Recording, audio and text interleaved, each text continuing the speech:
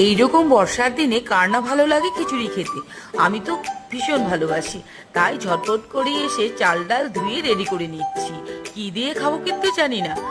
কড়াতে সর্ষের তেল দিয়ে তেজপাতা, শুকনো লঙ্কা, পাঁচ ফোড়ন, আদা থেতো, এলাচ থেতো সবকিছু একসঙ্গে ফোড়নে দিয়ে ধুয়ে রাখা চাল ডাল ভালো করে ভেজে নিচ্ছি।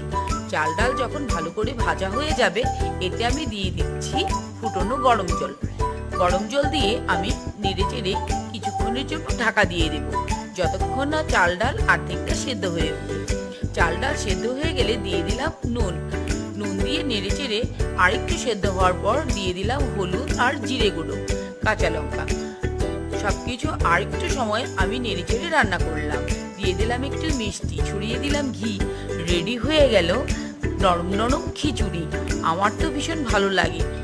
আপনারা কে কে খিচুড়ি পছন্দ করেন জানাতে ভুলবেন না কিন্তু।